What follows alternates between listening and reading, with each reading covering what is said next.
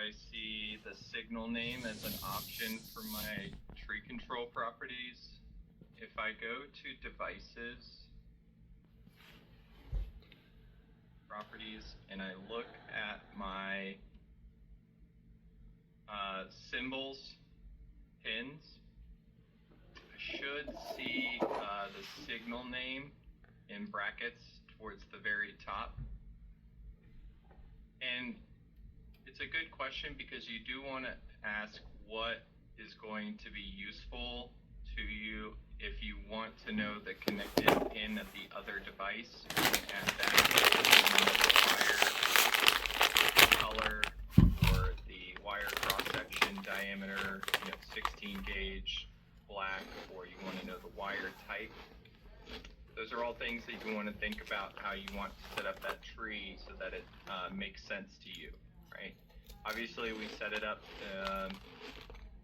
in one configuration, but you may find that there's things that are going to help you make more sense of what you're looking at.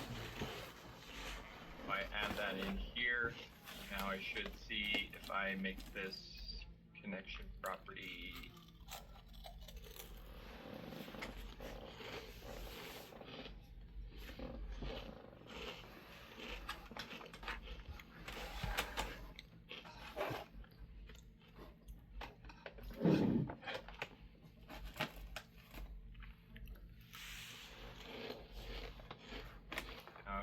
that I have for that logic line connection 24 volts on all of the pins of that terminal block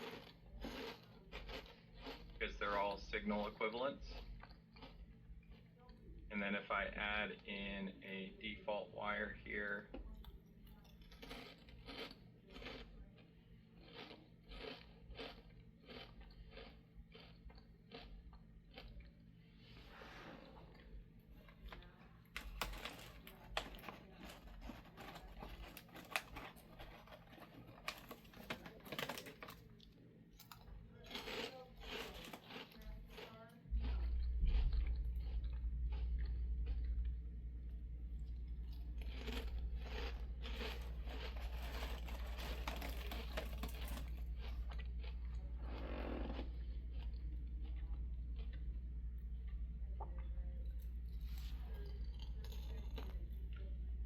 so just to kind of take it to a high level view, we are aware now that we have components in the database that have attributes associated with them, like manufacturer, supplier, everything that comes from the spec sheet.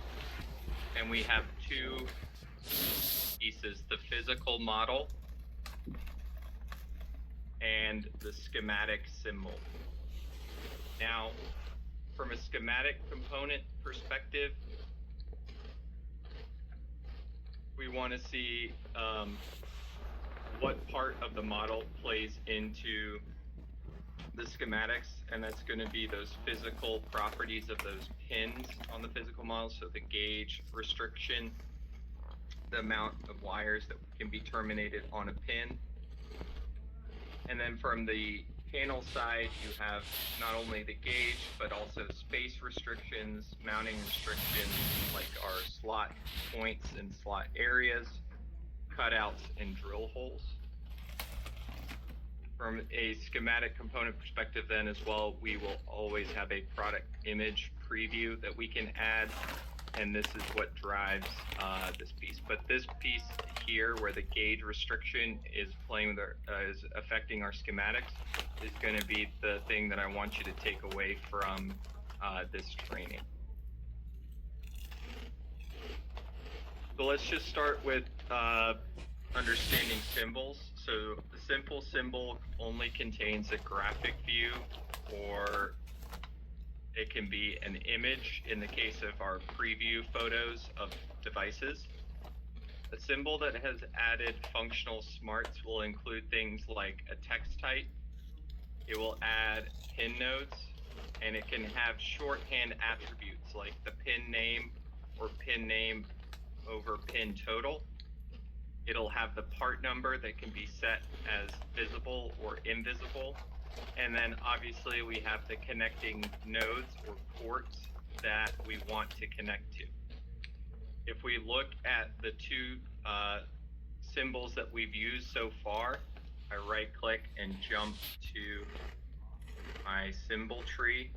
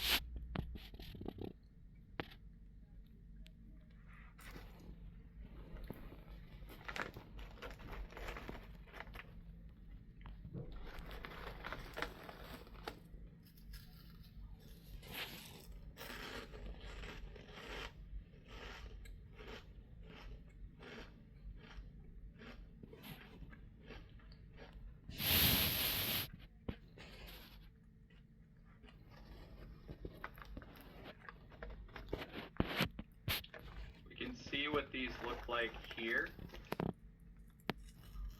This is my symbol in the database editor. Now it's important to point out that symbols for the most part are going to always be agnostic, which means that we want them to be set up in such a way that we can use them for any terminal block. We don't need to have separate symbols for each individual model, or each individual component, I should say. We can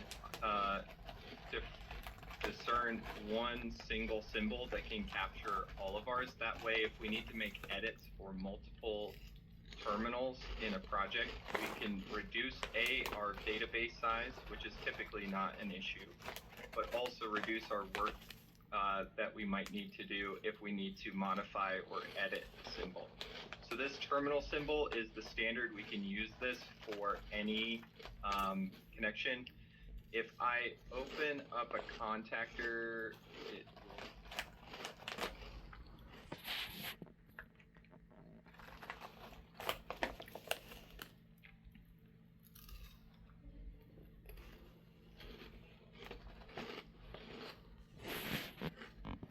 So here, you have the graphic that is being brought in. This is actually an image, 2 images here with a symbol. We could also have a simple graphic outline as well.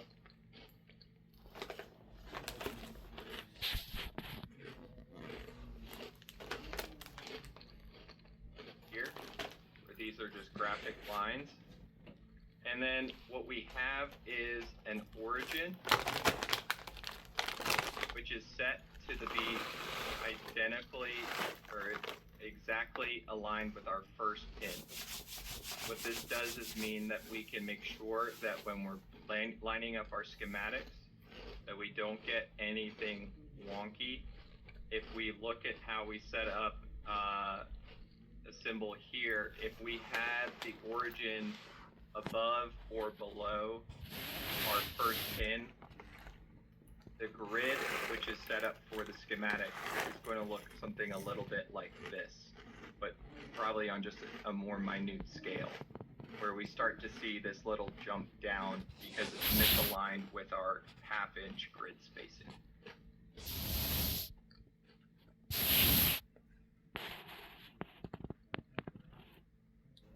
We have these graphic properties. We have an origin on the left side that is also lined up with our first pin node. This is what is allowed to make a connection. And then we have just text attributes here that are going to appear. When they're in green like this, it means that they're waiting for an assignment. As soon as they are given an assignment or applied to a component, things like component code or the part number will start to appear as black. reference to master is applied when you pull it into a project, so that will remain green. If we give this a, normally open contact pin when we lay it down on our component side, then it will start to have that, it will be black as well, meaning this would be, 13 and 14 of a contactor, or A1 and A2 of a foil. And then if we have information that we want to apply, or maybe we want to include, but we don't necessarily want to have it turned on, we can put a place for it here, and then we can always turn it on, and this is where it's going to appear. You can see that in our formula block here. The port name with a line through it. But essentially, this is all that a symbol is in our Linux.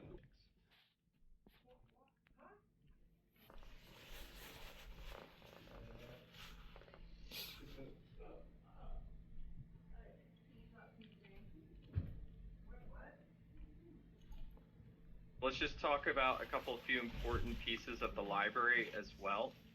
The library obviously now has 3 tabs, so you have the components, symbols, and miscellaneous tab. So it's very important when looking for a part number that you're looking in the component tab. Do not pull anything from the project or our schematics from the symbols tab. Again, you can use that wild character for search filtering. So if you want to look for a part number or component name, you want to use that asterisk before or after, or before and after, or after, to search for your search filtering. The other important thing is that the project library is different from the database. So if we make changes to the database, they do not apply to the project. The project is basically time locked at the point that the project was created, and it does not change until we update the components in the project from the database. And the way that we do that is, if we were to make a change in the database editor, maybe for this part here, we can right click and say update in project, or we can come over to our component level. We can right click on the name of our database, and we can update all components in the project. And you can see here that there's been some modifications made already to some of the parts in the database, at which point we could say, okay, I want to update all parts in the project. But this is kind of locked until you want to make a change. The project is then separate from the database, and everything that's pulled in is pulled in as it stands when it was pulled in.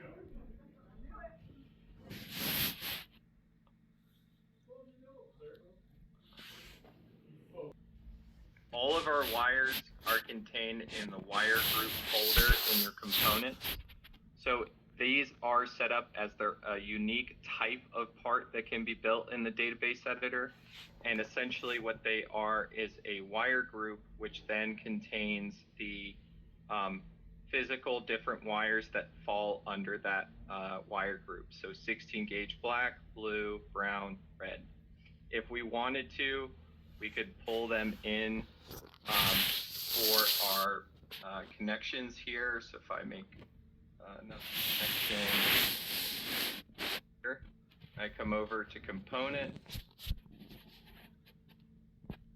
roll down to wire groups. I could even bring in wire just directly from my database. So if I want to insert, I can right click and connect wires continuously, and then just click and drag down through the wires that I want that applied to, and it will apply them there. But this is where those wires live. If you're thinking about adding your own wire group that you use at your shop, it's fairly straightforward to right click and just create a new component. We'll talk about that on the database editor side. So you would just rename the appropriate group, and then you can modify the wires in there.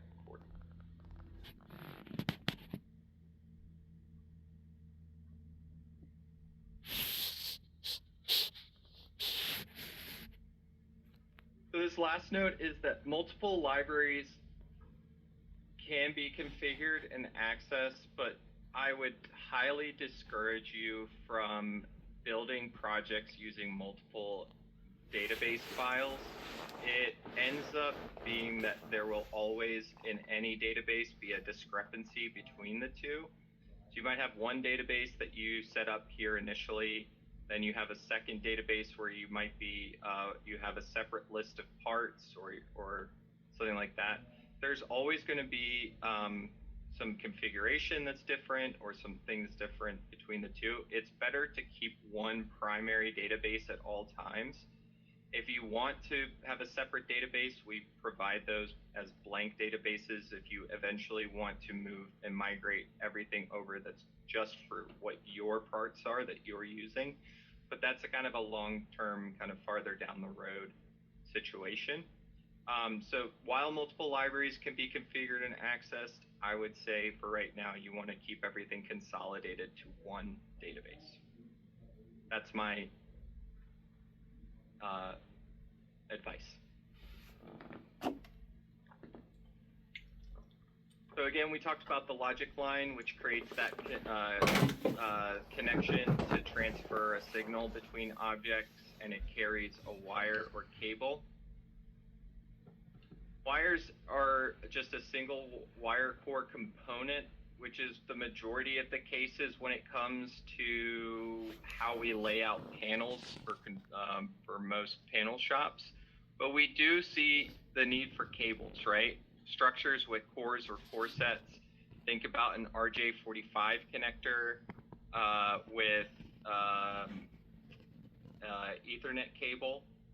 Think about maybe some whips that you make for field terminations or to connectors that go through. So there are wires, individual wires, and those individual wires can make up a cable, and we'll talk through that as well.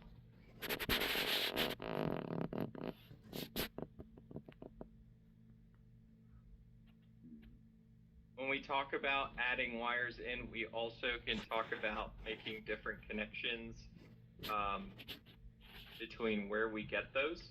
So you have a couple different pieces here. We've just been using our shortcut, which is the taskbar.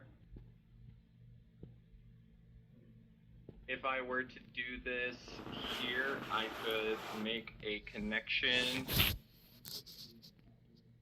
I could come over to my miscellaneous folder, and in the miscellaneous attribute text templates folder, you'll see I have wire markers listed below here. So I'm going to bring in one that is my core diameter and color. And you'll notice that there is no physical wire here. If I hover over this, all I see is a user or a system generated signal. Okay. We'll bring in a signal attribute wire marker as well.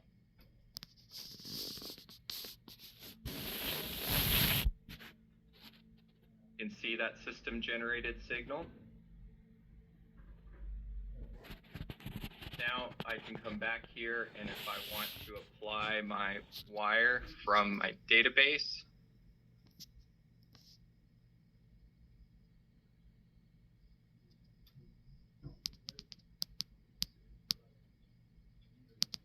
connect.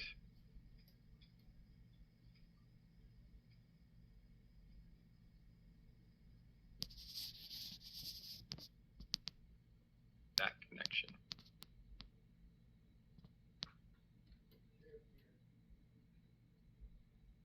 So this is where my wires are. This is where my wire markers live.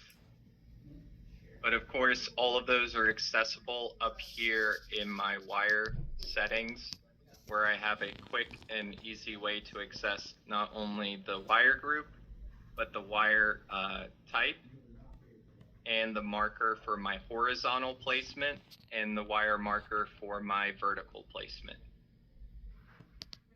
I can also turn on use default wire when connecting. Again, when that's enabled, when I make that connection, it adds it automatically right at the midpoint, so I can move these over. I could change this now to signal horizontal, name connection. It's just going to add the signal here. The other option is to make a insert default wire, in which case I just have already made the logic line connection, but I want to insert that default wire, click and drag down, and apply it that way, and you'll see that it's applying the signal. I can come back in here and add the core diameter and color, place continuously, and just come down through all of my connections here.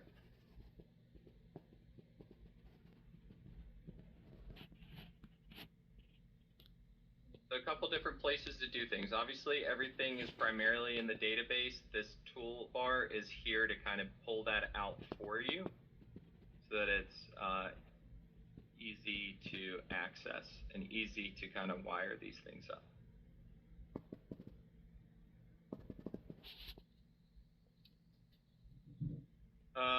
Again, things that are helpful to know. If I want to identify where a wire is, the last place that the wires end up is in my device tree under the wires folder. Here you can see all the wires that I have for my project. If I want to look at a wire, I just hold Control and select it on my schematic, and it will highlight that wire in my device tree. You'll notice if I see a wire that is blue, that means that it is connected on both ends. If it is yellow, it's unconnected, which means I applied the wire and then I unconnected the core. Now it shows as unplaced. I can right click again to connect the core and drop it back on to my logic line. And we can even double land wires here in this instance, where if it will allow me to have two wires connected on both of these pins, which it should, I can apply two wires to the same logic line. If I see a wire that is blue and yellow, it means that there is one end that it is connected and the other is not. Or if I see blue and a purple, it means that one end is connected, but there is a discrepancy on where the or this open-ended line, and that's where you see these yellow lines here, where it's basically saying that this is open-ended and is missing a connection that needs to be made.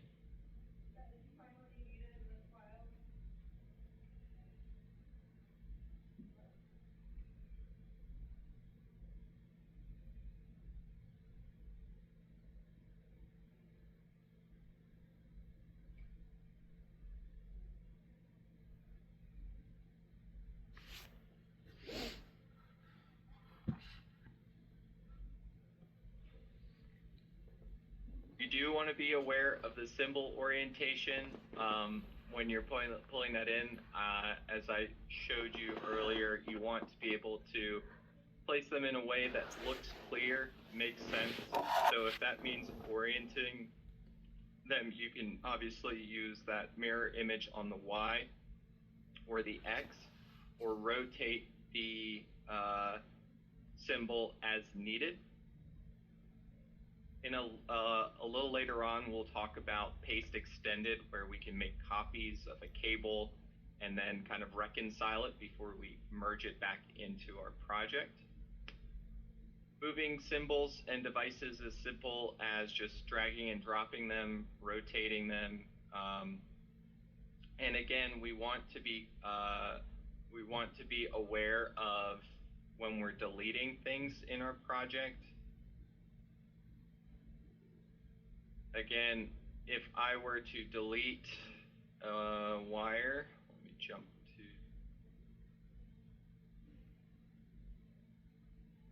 if I were to just come in here and delete,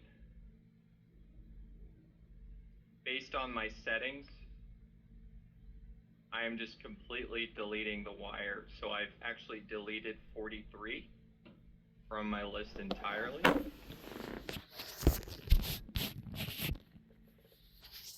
As opposed to here where I want to just unconnect it and just have it come out.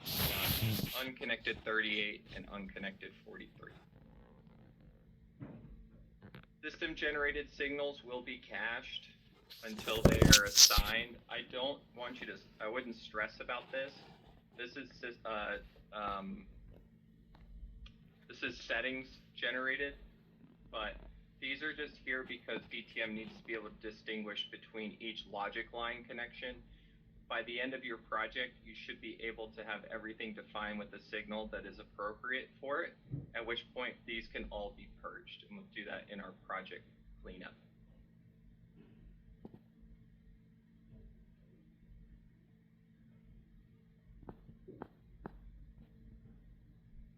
Again, we can talk about how we talked about dragging and dropping the pins so that they can be mated or unmated. Now the use case here is maybe the distinction is that this is a separate piece that needs to be separate before as it's shipped, or in some cases you want this to be done by the technician, in which case it would be mated so that that is done as part of the manufacturing process, as opposed to maybe something that is a separate whip that needs to be created, but then stored with the control panel or shipped with the control panel, as opposed to being hooked up. So that's the value of the mated versus unmated.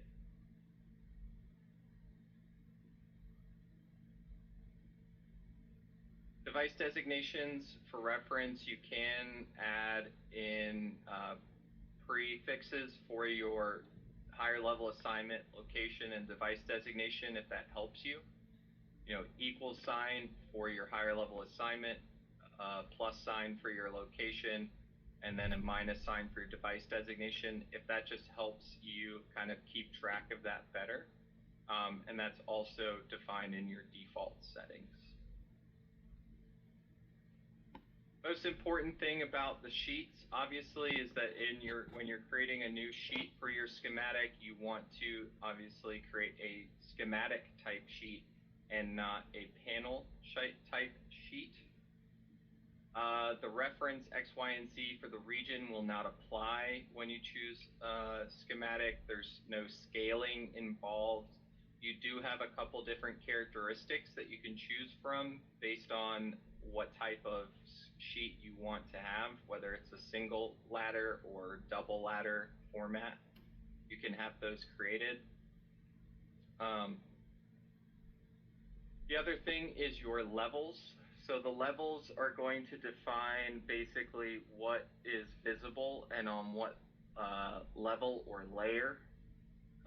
When you look at your levels, you will see what shows up like on each one. The most important one to keep in mind is if you wanted to see all the text attributes or possible entries in your project, you should turn on your empty text, which is this fourth column. It's a green hashtag with a T behind it.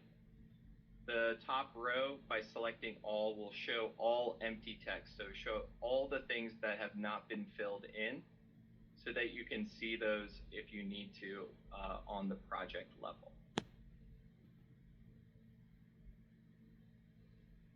We can also turn things on or off that we would consider to be clutter. If I look here, it's starting to get a little bit redundant with the terminal group here, that every single one has the part number. We might choose to hide that level or hide parts of this. Although you can do it from the levels, I tend to find that I want to just capture the first and the last. So I'll go to my text properties and just make the text invisible. Hit apply, hit OK. And here you can see my top one has it,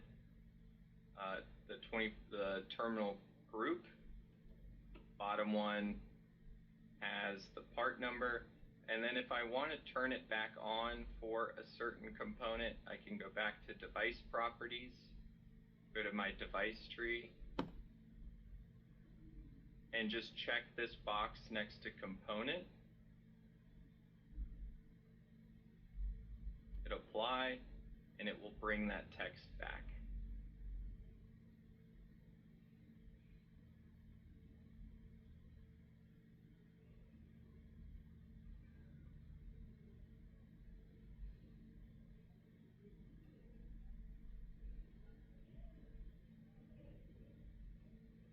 So that being said, I'm going to let you get started with exercise 2, laying out some objects, or symbol placement, making connections,